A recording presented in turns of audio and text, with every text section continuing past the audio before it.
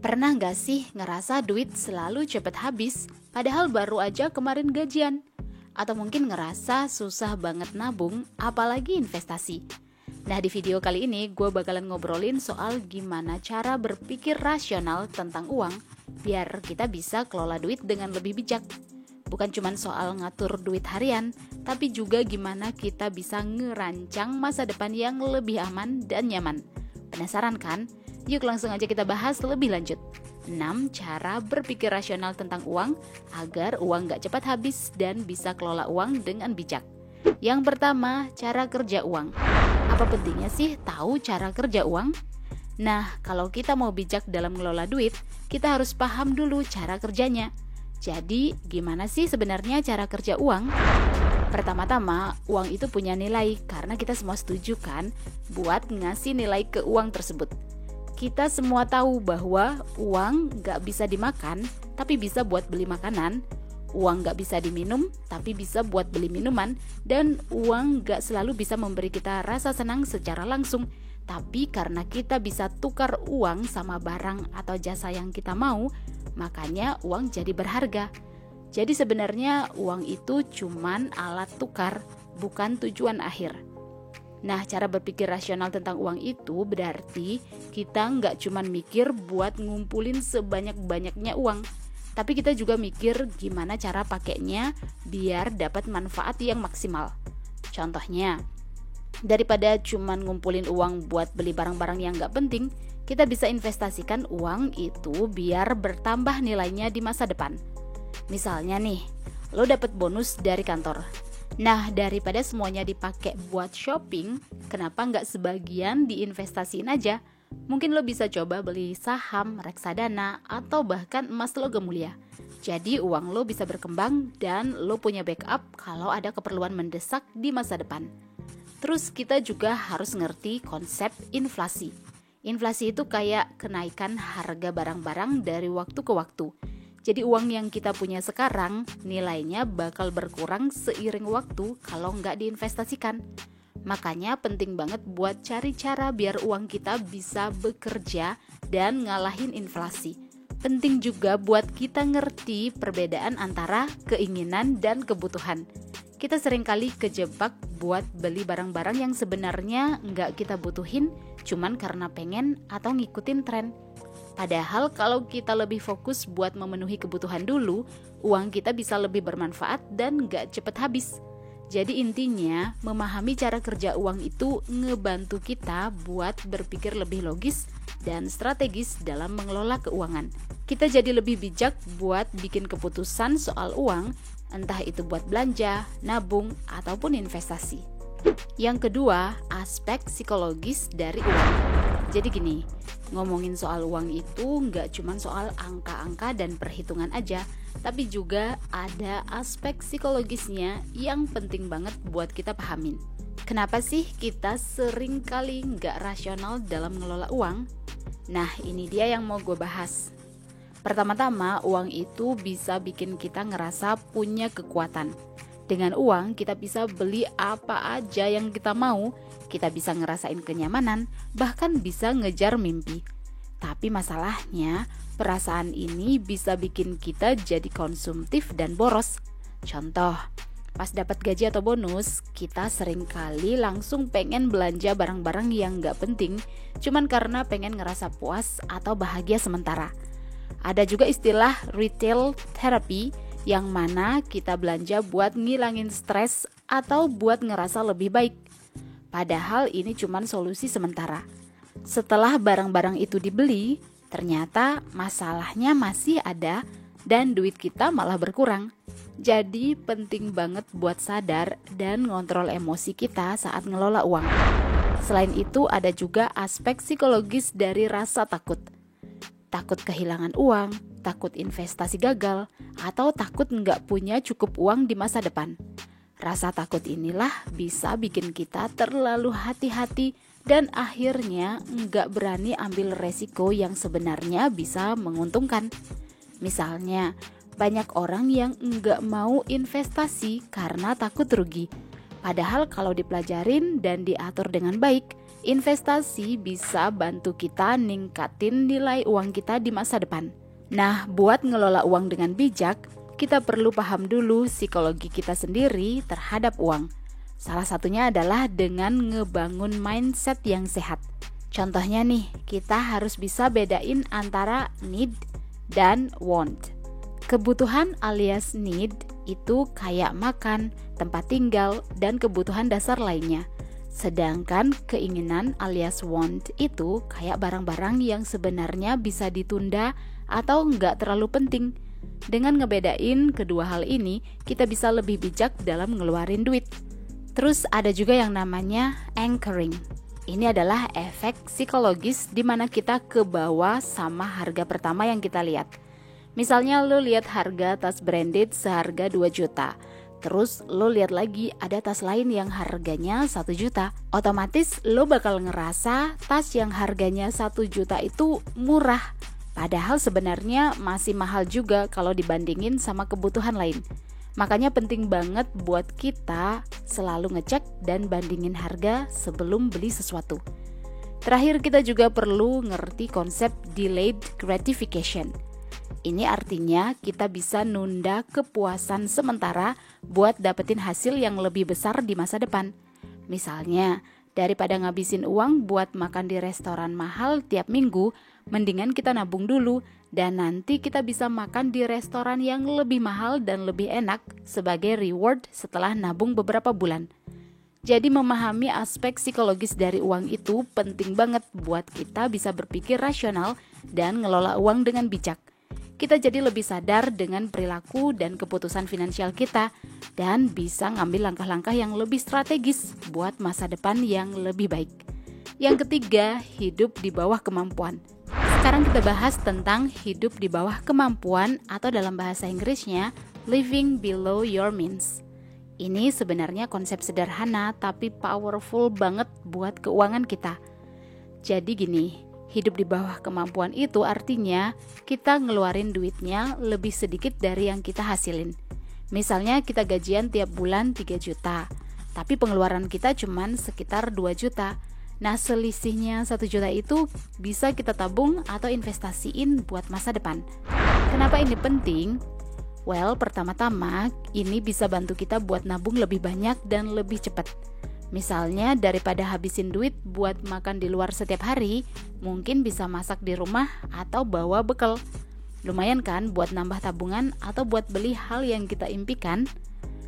Kedua, hidup di bawah kemampuan juga bisa jadi jaminan kalau kita punya cadangan dana darurat.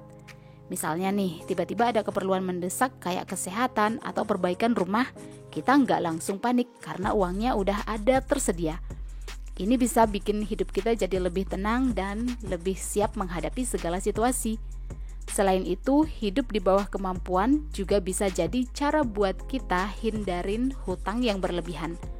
Kalau kita terbiasa ngeluarin duit sesuai dengan penghasilan kita, kemungkinan besar kita nggak bakal sering merasa kekurangan ataupun tergoda ngutang buat keperluan sehari-hari. Tapi ingat, hidup di bawah kemampuan bukan berarti nggak boleh nikmatin hidup ya. Kita tetap boleh beli barang-barang yang kita suka ataupun liburan sesekali, tapi dengan cara yang terencana dan nggak nguras keuangan kita.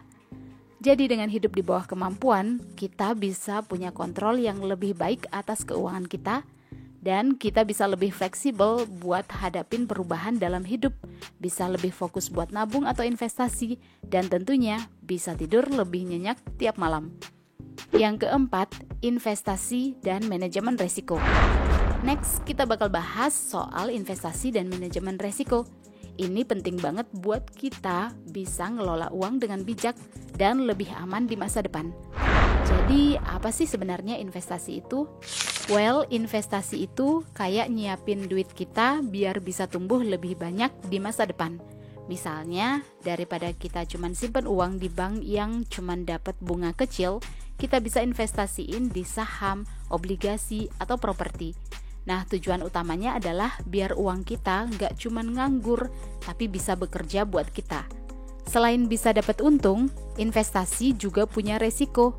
Resiko itu kayak kemungkinan kita kehilangan sebagian atau semua uang yang kita investasiin. Misalnya, Harga saham bisa turun tiba-tiba, atau properti yang kita beli bisa nggak laku di pasar. Nah, buat berpikir rasional tentang uang, kita harus ngelihat resiko ini secara jelas. Manajemen resiko itu penting banget dalam investasi. Kita harus bisa ngukur seberapa besar resiko yang kita siap tanggung, terus cari cara biar bisa mengurangi resiko tersebut. Contohnya, kalau kita mau investasi di saham, kita bisa diversifikasi investasi kita.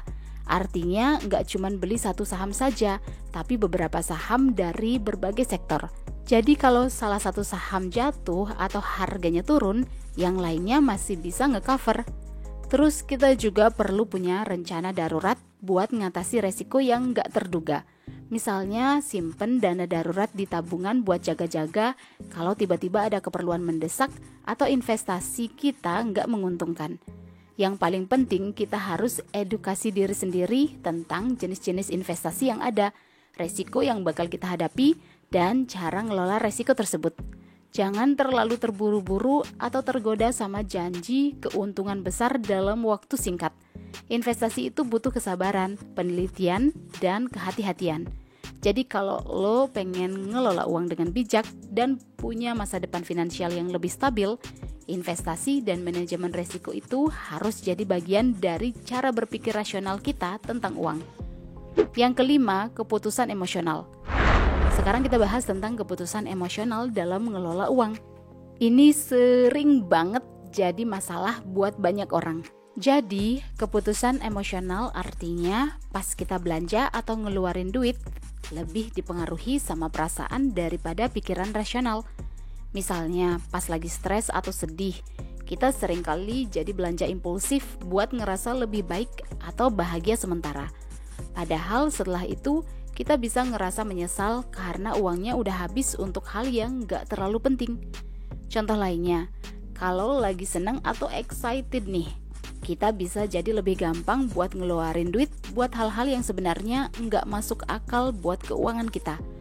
Misalnya kita tergoda buat ikutan promo belanja yang nggak kita butuhin cuman karena diskonnya besar atau barangnya kece. Ini semua sering disebut sebagai emotional spending. Jadi uangnya keluar bukan karena kita butuh, tapi karena kita tergoda atau dipengaruhi emosi kita saat itu. Nah, ini bisa berakibat buruk buat keuangan kita jangka panjang. Karena uang yang seharusnya buat tabungan atau investasi jadi terbuang sia-sia kan? Buat berpikir rasional tentang uang, kita perlu bisa kontrol emosi kita saat menghadapi situasi seperti ini. Misalnya sebelum belanja, coba tanya ke diri sendiri deh, apakah ini benar-benar kebutuhan atau cuman pengen doang? Kalau cuman pengen, mungkin bisa ditunda dulu dan dipikirin lagi. Atau buatlah budget bulanan yang realistis, termasuk alokasi untuk keinginan yang enggak terlalu mendesak.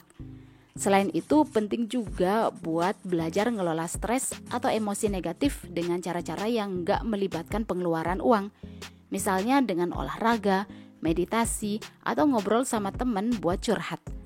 Dengan cara ini, kita bisa lebih terkontrol dalam ngeluarin uang dan enggak terjebak dalam keputusan emosional yang enggak sehat buat keuangan kita. Jadi keputusan emosional itu bisa jadi musuh kita dalam mengelola uang dengan bijak.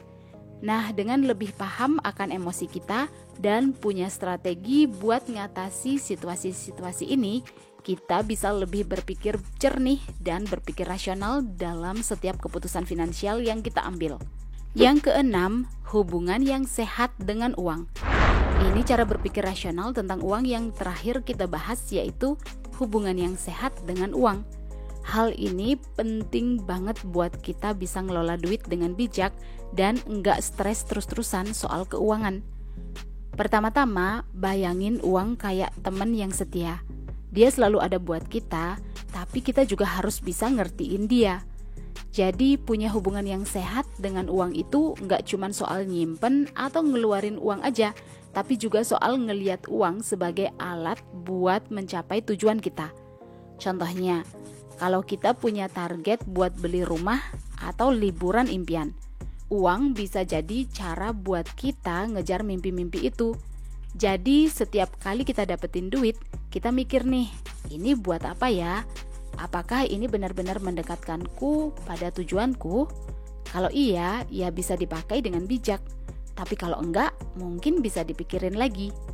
Selain itu, punya hubungan yang sehat dengan uang juga berarti kita punya pengendalian diri. Jadi kita nggak tergoda buat belanja impulsif atau ngeluarin uang cuman buat kepuasan sesaat. Misalnya kita bisa bikin budget bulanan yang sesuai sama penghasilan kita, termasuk alokasi buat kebutuhan, tabungan, dan investasi. Terus kita juga perlu belajar menghargai uang. Artinya nggak cuman ngabisin uang dengan sembarangan atau buat hal-hal yang nggak penting. Nggak perlu ngikutin tren terus-terusan atau beli barang-barang yang nggak kita butuhin cuman karena promo atau diskon besar. Yang paling penting kita harus ngertiin uang itu alat buat bikin hidup kita lebih baik, bukan sebaliknya. Jadi nggak usah ngerasa rendah diri atau minder kalau ada teman-teman yang kelihatannya lebih kaya atau lebih bisa beli barang-barang mewah. Setiap orang punya perjalanan keuangan masing-masing, dan yang terpenting kita harus fokus sama perjalanan kita sendiri. Jadi dengan punya hubungan yang sehat dengan uang, kita bisa lebih tenang dan lebih cerdas dalam mengelola keuangan. Kita bisa mulai punya kontrol yang lebih baik, punya target yang lebih jelas, dan punya persiapan buat masa depan yang lebih stabil. Well, itulah 6 cara berpikir rasional tentang uang agar kita bisa ngelola uang dengan bijak. Semoga bermanfaat ya. Jangan lupa subscribe. Silakan like, comment, dan share kepada orang-orang yang lo sayangin. Sharing is caring. Thank you for watching and see you on the next video.